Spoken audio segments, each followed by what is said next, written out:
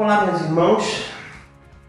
Mais uma vez é um prazer imenso estar estudando a revista da Escola Bíblica, a nossa nova revista, no qual nós estamos na 5ª lição. Esta é a nossa revista. Agora ela está impressa e disponível em nossa igreja, a partir do valor de R$10, visto que estamos passando por problemas de coronavírus e a Convenção Batista Mineira não pôde fazer a impressão e a distribuição de forma gratuita, como as revistas anteriores. E para não comprometer o orçamento da convenção, ela disponibilizou a revista para aqueles que puderem comprar no valor de R$10. Esta é a revista ótima, revista de bases bíblicas da Convenção Batista Mineira. E hoje estaremos estudando a 5ª lição, os batistas da América. Nosso irmão Júlio lecionou a 4ª lição, os batistas na Inglaterra, e hoje nós estudaremos a migração dos batistas da Inglaterra para o Novo Mundo, ou para a América. E esta lição estará disponível em PDF, vinculado ao vídeo no canal do YouTube da Igreja Batista da Vitória. Antes de começarmos a estudar, gostaria de fazer uma oração.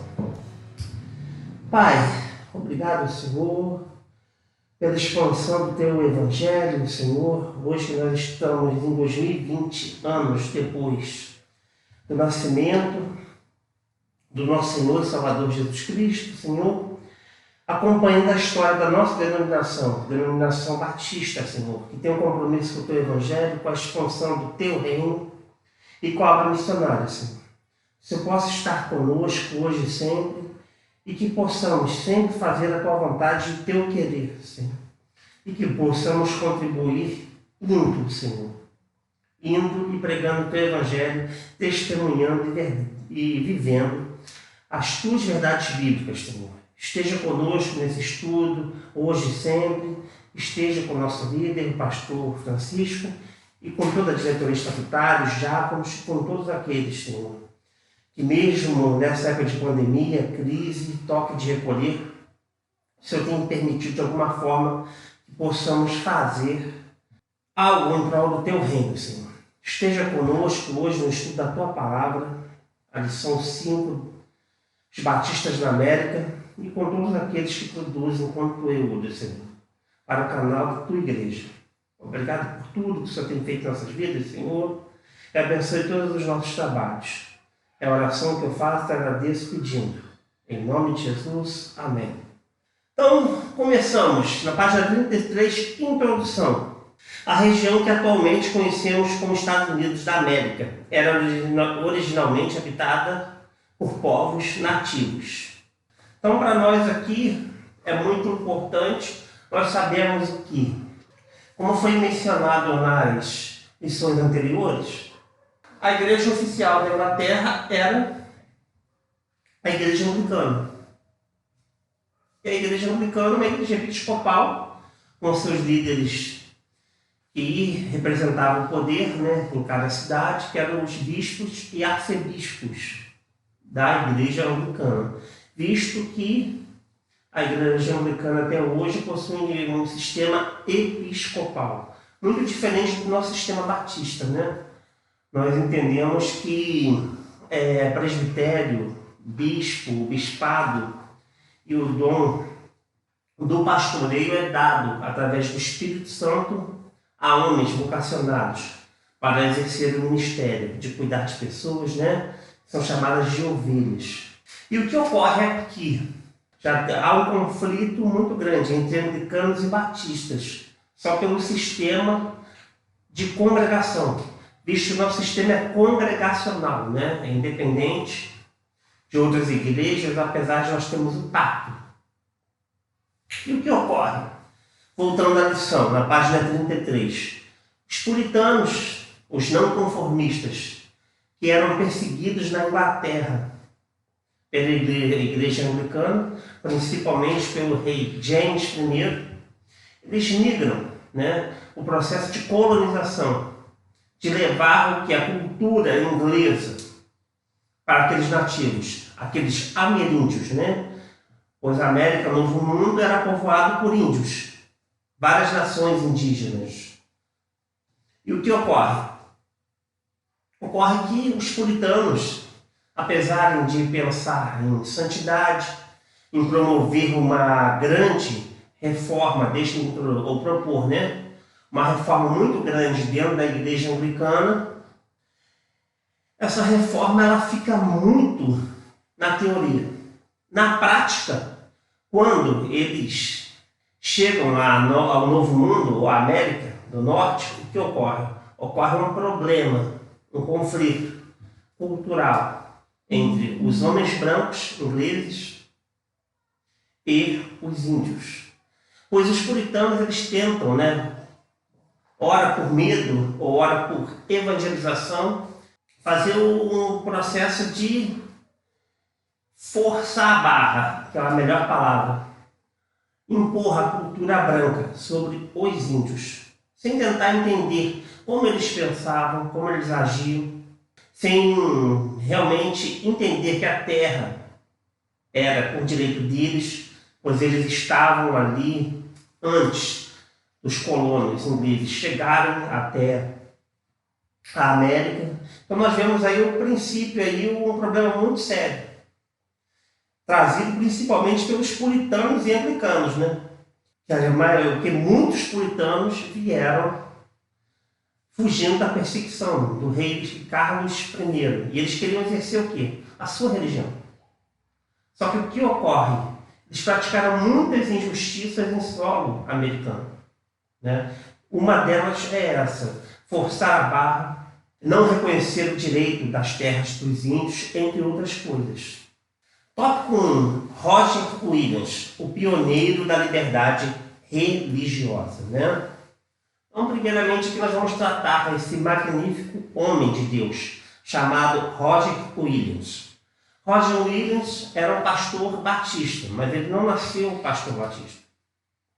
Ele, como todos os outros ingleses, filho de James Williams e Alice Williams, Roger Williams, ele foi filho de comerciante e, através da tutela, né, da proteção de um juiz, teve o privilégio de ter uma educação formal e por possuir uma facilidade com idiomas.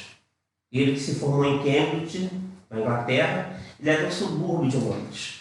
Nasceu em 1603 ou 1606, é mais ou menos aproximadamente nesses anos o nascimento dele. E o que ocorre? Ele se torna praticamente poliglota, pois além da língua nativa ele dominava o holandês e o francês, né? Entre outros idiomas. E por dar aula, por aprender muito facilmente o holandês, ele trocava as aulas de holandês por aulas de grego e hebraico, ou seja, ele era também um erudito nas línguas dos originais em que a Bíblia fora escrita. Então nós estamos falando aqui de alguém à frente do seu tempo, alguém que se torna linguista naturalmente, praticamente poliglota, e que, através de um QI elevado, uma inteligência abrupta e absurda, o que ocorre? Ele chama a atenção dos magistrados anglicanos. E logo é convidado a fazer o juramento de lealdade à igreja anglicana e ao rei, que era o representante, o chefe da igreja anglicana. E logo ele declina. Aos 23 anos ele diz: eu não farei o juramento. Eu não serei o quê? Um pastor anglicano. E na Inglaterra você tinha dois caminhos. O mais fácil, que era ser anglicano, como seus pais, foram isso que eles lhe aconselharam, ou traçar o caminho dos puritanos, os não conformistas, que era o quê? Realmente pensar fora da caixa, entender que aquele tipo de liturgia, né, que os anglicanos praticavam não era correto. por vários motivos aqui, pelo qual eu não tenho tempo de entrar nesse assunto, de anglicanos e puritanos. E o que ocorre? Ele procura o caminho mais difícil. Talentoso, ele perde muitas oportunidades na Inglaterra. E dali ele é perseguido, né? E seus pais não poderiam fazer nada por ele, nem seus irmãos. Por quê? Porque é um caminho meio que sem volta, é a exclusão da elite, da aristocracia inglesa. E aí o que ele faz? Ele casa-se com Maria, sua esposa, e eles vão para o Novo Mundo, buscando liberdade religiosa. E chegando no Novo Mundo, mais ou menos entre 1630 e 1632, o que ocorre? Ele logo busca entendimento com os nativos. Olha a forma com que ele é diferente. Ele já procura uma evangelização através da transculturação. Ou seja, um antropólogo, sabe? De forma natural, um sociólogo, alguém muito à frente do seu tempo.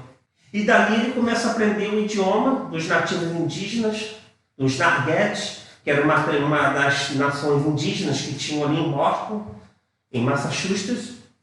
E ali o que ocorre? Ele aprende a cultura e a língua daquele povo nativo indígena. E ele começa a ter problema com os próprios puritanos e anglicanos dentro da América. Isso por quê? Porque ele propõe que os índios têm direitos às terras, porque eles estavam lá. E que se os ingleses queriam a terra, o que eles deveriam fazer? Eles deveriam comprar as terras. Haveria que ter um contrato em cartório e não tomar por força bruta ou por guerras armadas, por conflitos. Certo? Ele não concordava com isso. E por defender os direitos, somente dos indígenas, e ir contra a autoridade da colônia na época, ao governador de Boston, o que ocorre? Ocorre que ele é expulso da colônia. E aí, no inverno, onde fazia muito frio, o que ocorre? Ele é expulso. Ele tinha duas saídas. Ou continuar por conta própria com sua família, com Maria e seus 6 filhos, nos Estados Unidos, né? Saindo de Boston, de Massachusetts, ou ele faria o quê? Voltaria para a Inglaterra. A segunda opção, voltar para a Inglaterra, estava fora de cogitação, porque ele já saiu de lá porque ele fora perseguido. E aí o que ocorre? Ele é amparado pelos índios, aqueles o qual ele procurou entendimento e esclarecimento. E dali ele começa a fazer o quê? A entender realmente, convivendo com os índios, né? Como eles viviam, como era seu sistema de socialização e religião. E ali ele faz uma descoberta muito interessante. É que os índios eles tinham noção do que era certo e do que era errado. Basicamente o que o apóstolo Paulo fala daqueles que não conhecem o Evangelho, né? E daqueles que não conheciam a lei de Moisés, ou seja, o Antigo Testamento. Resumindo, né? O Antigo Testamento não é só a lei, mas a lei é a questão mais importante, é o tópico mais importante para os judeus. E aí o que ocorre? Ele, em posse de Romanos, no primeiro capítulo, ele faz o quê? Sabendo que os índios tinham conhecimento do bem e do mal e possuíam moralidade, quando entendidos, eles não representavam o quê? Perigo. E ali o que ele começa a propor, a redigir em suas reflexões de 32 páginas, 32 tópicos, que diz o quê? Diz que os índios, de forma nenhuma, eles eram inferiores aos colonos ingleses. E que ele via no convívio com os índios, da forma com que eles tratavam aqueles que eram diferentes, ou seja, os brancos colonos ingleses, e também eles vivendo em sociedade, eles mais pareciam com a igreja primitiva, eles mais possuíam o caráter de Cristo do que propriamente aqueles colonos invasores que queriam impor a força bruta e guerra à sua cultura. Muitas vezes por medo ou falta de conhecimento, né? Ou seja, o que esse homem faz? Por que ele está tão à frente do seu tempo? Ele propõe algo majestoso, que é a transculturação. É um dos recursos que os antropólogos e teólogos, né, da nossa denominação batista faz. Nós temos aqui o pastor Emerson, né, da nossa região, que foi da Igreja Batista Ibiçu, bairro Cascatinha. Hoje ele é pastor-presidente da segunda Igreja Batista. E o que ocorre? Ele foi missionário com tribos indígenas durante muitos anos. E foi uma troca muito interessante, onde ele viveu com aqueles índios, onde ele pôde entender aqueles índios, onde ele pôde evangelizar de forma plena, aprendendo e ensinando. É uma troca de cultura. Nós estamos falando do pastor Emerson, nos anos 90 e 2000. Roger Williams, aqui, nós estamos falando de 1630, 32, 36, quando ele é expulso de Boston, de Massachusetts. Esse é o homem. E através disso, o que ele faz? Ele diz o que em sua carta? Propondo o quê? Propondo liberdade de consciência. Propondo que nenhum homem deve ser obrigado a adorar a Cristo ou a ser evangelizado. E que o governo, ou seja, tanto o governo da colônia ou o governo imperial da Inglaterra, James I, ou depois Carlos II, poderia fazer o quê? Obrigar as pessoas a serem evangelizadas, ou permitir que o governo se intrometa na igreja. Estado e igreja já propõe o quê? Propõe uma divisão, né? Não vou dizer que ele tinha uma noção de Estado laico, não é o assunto aqui, o caso, mas ele já propõe uma separação. Ele propõe uma separação por quê? Porque ele viveu entre os índios. Ele viu o que aquela imposição cultural branca faria àquela nação indígena, aquela tribo indígena. Então o que ele faz? Ele pega e propõe.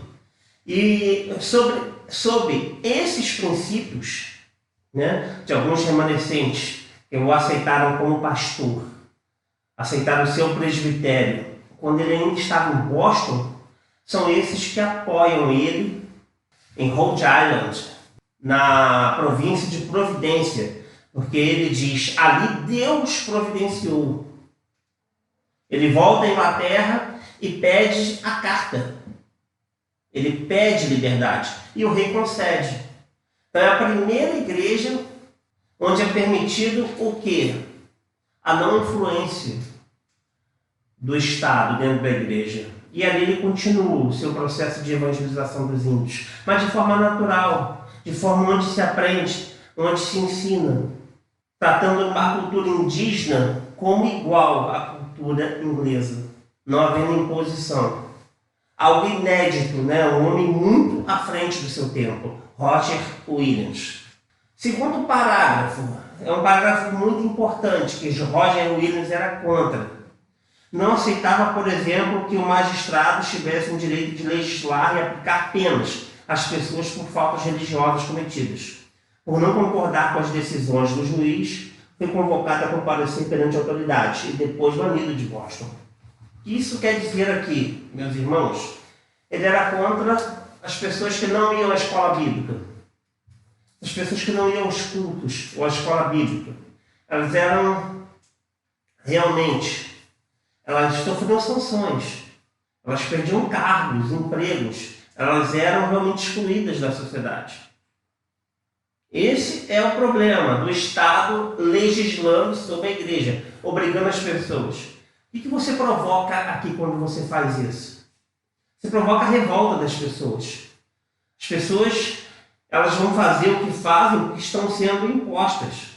Não há uma argumentação, um convencimento. Simplesmente, o que ocorre? Ocorre que o Estado está interferindo no livre-arbítrio, no livre acesso de ir e vir das pessoas, obrigando as pessoas a fazer coisas. Roger Williams foi contra isso. Tanto em relevância ou em relação com os nativos indígenas quanto as pessoas que viviam nas colônias. Então o Roger Williams ele é realmente à frente. Como eu disse que expliquei, ele aprendeu a falar a língua dos nativos. Ele criou o terceiro parágrafo, o princípio entre separação Estado e Igreja, né? E no último, no quarto parágrafo, assim expressa o historiador José dos Reis Pereira. A pequena colônia fundada por Roger Williams detém essa glória e honra de ser a primeira nos tempos modernos a elegir como norma o princípio da absoluta liberdade religiosa. Eles mantiveram claramente a separação entre igreja e Estado, e o que influenciou para que contasse este mesmo princípio na Constituição dos Estados Unidos. Ou seja, a Carta de Independência, muito antes do Iluminismo, né? Através de Roger Williams, pastor batista, o fenômeno, tanto poliglota como linguista e antropólogo e sociólogo, alguém muito à frente de seu tempo. Foi participante da Carta de Independência, princípio entre separação de Estado e Igreja. Isso em 1636. Em 1639, Williams restabeleceu uma igreja batista em Providência, no atual estado de Rhode Island. Logo depois de organizar a igreja, Williams chegou à conclusão de que a forma correta do batismo era a imersão do crente na água e não a aspersão de água numa criança recém-nascida. Para ele, por meio da aspersão, não era cumprida a ordem de Jesus Cristo, quando mandou seus discípulos batizarem. Olha o problema, mais uma vez aí, por que os batistas realmente são conhecidos, né? É o mesmo problema que John Clarke vai enfrentar. É o problema do federalismo, né? Nossos irmãos anglicanos, congregacionais, presbiterianos, metodistas, as igrejas históricas, de um modo geral, entendem que tem que batizar crianças por aspersão ou afusão.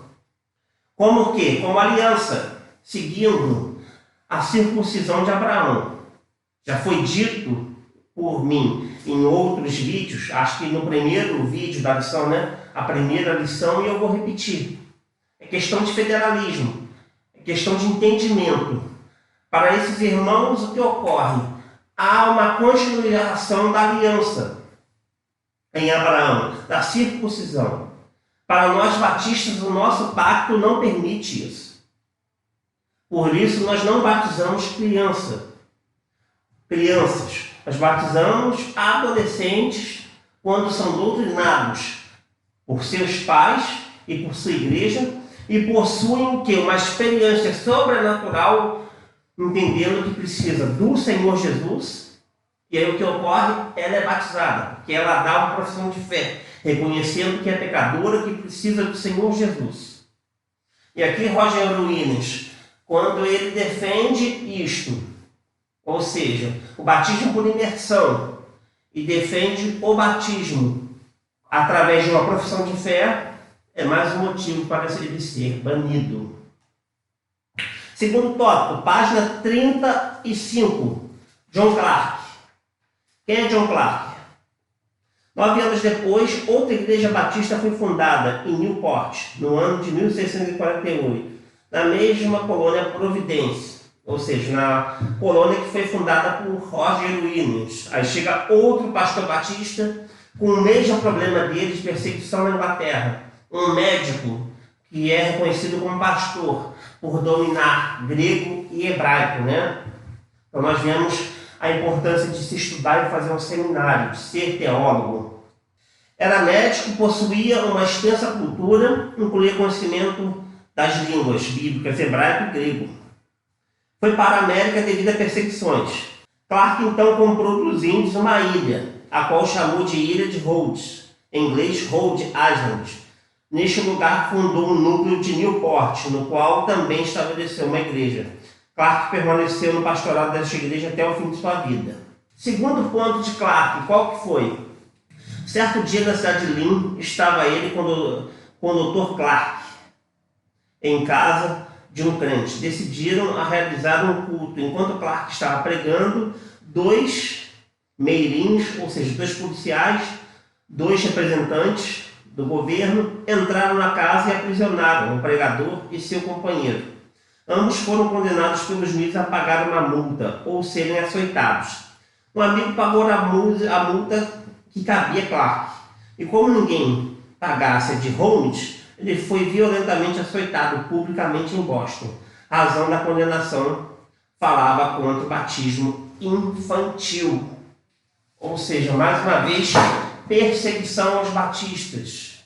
Assim como John Bunyan foi perseguido na Inglaterra, ficou preso 12 anos por ser um não conformista, por ser alguém que realmente se preocupava em pregar e viver o verdadeiro evangelho, a conversão. Nós não temos só o livro do John Bunyan, o Peregrino. Ele fez vários, escreveu vários livros e ficções quando esteve preso, longe da família, 12 anos. Aqui, John Clark, Holmes e Roger Williams são perseguidos também por pregarem o verdadeiro evangelho, por serem contra o batismo infantil e por pregarem o batismo que, através da confissão de fé e profissão de fé, a pessoa faz o quê? Ela é batizada por imersão, já adolescente ou adulta, reconhecendo seus pecados. Hoje nós temos liberdade de expressão. Hoje nós não sofremos essas sanções, Acho que é por isso que a igreja não cresce muito hoje, É por isso que a moral hoje das igrejas não são tão elevadas. Esses homens não pagaram com os corpos, assim como os nossos queridos apóstolos pagaram em Atos 4, com o apóstolo Pedro e o apóstolo João. Quarto parágrafo, da página 35. Os batistas eram considerados hereges e foram banidos de Massachusetts. As outras colônias da Nova Inglaterra eram hostis a Rhode Island. E a jovem colônia precisava de um agente na Inglaterra. Assim, Clark foi para a Inglaterra e permaneceu lá por mais de uma década, cuidando dos interesses da colônia, até que conseguiu a Carta Real para proteger a integridade territorial da colônia. Só para nós vermos a importância desses dois homens na América, dois pastores batistas, que realmente viveram aquilo que pregavam, mesmo sendo puritanos, não conformistas. Eles não se deixaram usurpar. Pelo contrário, realmente colocaram a boca no trombone, tiveram coragem de ir contra, de mostrar o quanto eles estavam satisfeitos com a atual situação do Estado da Nova Inglaterra, o quanto eles poderiam contribuir para a conscientização daquelas pessoas. Quanto aquelas pessoas precisavam amadurecer como cristãos. Pois, se a pessoa é diferente de mim, ela não pode ser tolerada. Fica aí uma reflexão, Como nós temos tolerado, como nós temos vivido em paz com outras pessoas que não pensam como nós, seja através da política, da religião, ou da minha experiência de vida. Para terminar, aplicação pessoal, página 36. Atualmente também fala-se muito em intolerância religiosa. Vemos que John Clark lutou muito para estabelecer este princípio da colônia de Rhode Island. Você acredita que este é um princípio que precisa ser defendido em nossos dias? Para mim é um princípio, É um princípio bíblico. Venha a nós o vosso reino, Senhor, e seja feita a tua vontade. É isto que Deus colocou no meu coração. Uma igreja sem partido. É uma igreja que realmente possa fazer uma reflexão. Não só dizer que é contra os comunistas, aqueles que são a favor do Estado totalitário e perseguem a igreja, e nem daqueles que dizem que são de direita, que representam os bons costumes e a família. Mas por trás disso existe um capitalismo selvagem, de exploração. É um capitalismo muito parecido com o que os anglicanos e puritanos estavam fazendo na nova colônia, de imposição cultural, não respeitando a criatividade, a experiência e a vida do próximo. Meus irmãos, muito obrigado pela oportunidade e até a lição 7.